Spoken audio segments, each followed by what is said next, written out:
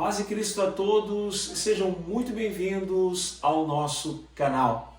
Hoje nós vamos falar sobre algo muito importante.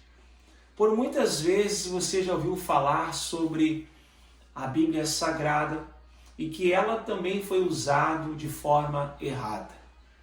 Homens também usaram a Bíblia para fazerem guerras, crueldades e usaram ela de forma manipulável para fazer a sua vontade. Mas será que esta é realmente a vontade de Deus? A verdade que não te contaram sobre a Bíblia Sagrada. Hoje você vai saber realmente de fato o que é a Bíblia Sagrada. A Bíblia Sagrada não só apenas é algo deixado pelo Espírito Santo, mas é também um manual de vida do ser humano.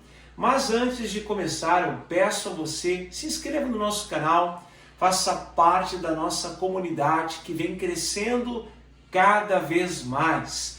Clique no sininho das notificações para ser notificado dos vídeos novos que nós subimos aqui toda a semana. Pois bem, a palavra de Deus já foi manipulada de diversas formas, de diversas maneiras, tanto para escravizar pessoas, como também agredir pessoas, como também sujeitar e manipular o ser humano. Mas esta nunca foi a vontade de Deus. Ora, a Bíblia Sagrada é um manual de vida do ser humano. Ela foi escrita e deixada por inspiração divina para que eu e você pudéssemos ter vida, e uma vida abundante, não uma vida qualquer, ou até mesmo uma vida sujeita à vontade de outro ser humano. Afinal, nós governamos, mas Deus domina, e o homem não pode dominar o outro homem. E não foi feito para isso. O homem foi feito para sujeitar os animais e todas as coisas, e não o homem sujeitando o outro homem. A Bíblia Sagrada, ela é um manual de vida. Ela foi realizada e feita para que nós viéssemos a honrar os seus princípios. Princípios esses que norteiam a humanidade e que foram levantados como base para instituir famílias e também, claro, para multiplicar, ser fecundo sobre a face da terra e, claro, ter uma vida abundante. Religiões que foram feitas segundo a interpretação humana. É isso mesmo, humana. Deus nunca esteve nesse negócio e eu vou te mostrar. Até porque a Bíblia Sagrada foi feita para que nós pudéssemos aplicar na nossa vida. E uma das coisas que ela pede é justamente ao contrário. Não que a gente prejudique o ser humano, mas que a gente venha a amar o próximo. E mais, amar como nós mesmos. O primeiro mandamento diz: ame a Deus sobre todas as coisas. E o segundo, o próximo como a ti mesmo. Ou seja, da maneira que nós nos amamos, devemos também amar o nosso próximo e se preocupar com ele. Olha só o que diz a Sagrada Escritura. No livro de Mateus, no capítulo de número 22, e no versículo de número 37, Jesus responde quando os discípulos perguntaram no versículo 36, Mestre, qual é o grande mandamento na lei? 37, Jesus respondeu, ame o Senhor seu Deus de todo o seu coração e de toda a sua alma e de todo o seu entendimento. No versículo 38, continua e diz, este é o grande e primeiro mandamento. Versículo 39, e o segundo, semelhante a este, é, ame o seu próximo como você ama a si mesmo. Desses dois mandamentos depende toda a lei, versículo 40, e os profetas. Ou seja, é o maior de todos. Amar a Deus e amar o seu próximo como a ti mesmo. Queridos, são mais de 623 exigências que tinha na lei no Antigo Testamento. Cristo não veio para abrogar e nem tampouco anular nenhuma delas. Porém, ele simplificou e resumiu em duas, porque o nosso Cristo realmente ele confrontava os fariseus e os doutores da lei daquele tempo, e que por sinal foram eles que mataram o nosso mestre. Ou seja, a Bíblia não foi feita jamais para prejudicar o ser humano. Pelo contrário, ela é o remédio para a alma, alívio para o espírito, ela é alimento para nós. Ela é saúde, vida, paz, longanimidade e mais, salvação. É isto mesmo. É o caminho, o mapa para a eternidade. Ela foi inspirada por Deus. Não foi feita por mãos humanas simplesmente.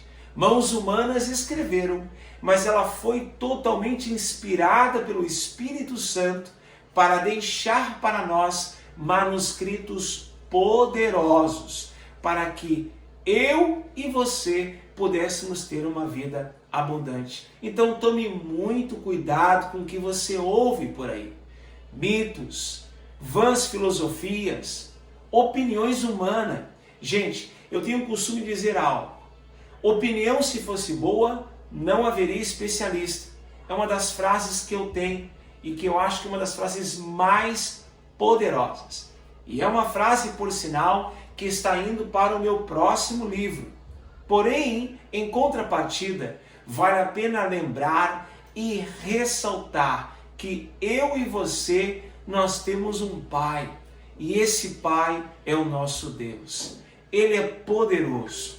Tudo que Ele fez foi de forma benéfica para que eu e você pudéssemos ter uma vida abundante, alegre e feliz. É claro, nós vamos passar por muitas situações. É evidente, dificuldades vão ocorrer nas nossas vidas. Mas devemos lembrar que o Espírito Santo é o Consolador e ele foi deixado por Jesus Cristo para cada um de nós, para que nós pudéssemos trilhar a nossa jornada. E não só isso, nós também devemos lembrar que tudo que nós estamos para passar aqui faz parte de um plano divino. Vale a pena lembrar que todos nós temos um propósito de vida. Porém, nós só vamos descobrir qual é o nosso propósito quando nós realmente descobrirmos a nossa identidade. Quando descobrimos que somos filhos, quando descobrimos que somos filhas de Deus, quando descobrimos que somos filhos do Abba, tudo fica mais claro, tudo fica mais leve e tudo fica mais fácil. Mas não para por aí. Você poderia me perguntar para mim, mas pastor Eric, você diz que a Bíblia Sagrada, ela foi inspirada por Deus? Ela é divinamente inspirada? Ela é. Olha o que diz o livro, no livro de Timóteo, no capítulo de número 3 e versículo de número 16. Livro de 2 Timóteo, vamos para a segunda carta, escrita a Timóteo pelo apóstolo Paulo. No capítulo 3 e versículo 16, vai nos dizer: toda a Escritura é inspirada por Deus, é útil para o ensino, para a repreensão, para a correção, para a educação na justiça. Versículo 17, olha o que diz: a fim de que o servo de Deus seja perfeito e perfeitamente habilitado para toda boa obra. Entenda, gente, é para a obra de Deus, é para a consumação daquilo que já estava escrito no começo do mundo. Uma das coisas que eu mais gosto de fazer é ajudar o meu próximo. E contra essas coisas não há lei. Quando nós realizamos ajuda ao próximo, quando nós levamos água para quem tem sede, quando nós levamos alimento para quem tem fome, nós estamos cumprindo um mandamento importantíssimo: amar a Deus e ao próximo como a si mesmo. Ou seja, como a ti mesmo. Quando nós suprimos a necessidade de alguém que está com fome, nós estamos fazendo algo que agrada o coração de Deus. O apóstolo Paulo diz que essa é a verdadeira religião. Ajudar órfãos, ajudar necessitados e viúvas. Esta é a poderosa e verdadeira religião. Do que serviria nos reunirmos apenas para cultuarmos e cuidarmos de cada um de nós? A Bíblia é clara, ajudai primeiro os domésticos da fé. É muito bom e importante que nós venhamos nos reunir e a suprir necessidades uns dos outros. Mas e a pessoa que está lá fora? E a pessoa que está na rua? E o mendigo que está lá fora, que está com frio, com fome? Cristo deixou bem claro: tive fome, não me deste de comer, tive sede, não me deste de beber. Estive com frio, não me deste de aquecer. Estive preso, não foste me ver. Estive doente e não foste me visitar. Entenda que a obra de Deus vai muito mais além do que as portas da igreja. Eu quero convidar você a participar mais dos trabalhos que nós estamos realizando. E para que você possa nos ajudar, deixe sua curtida. É muito importante o seu like para esta plataforma. Por quê, pastor? Porque ela vai entregar para mais e mais pessoas esta mensagem poderosa e edificante que você está nos ajudando a compartilhar.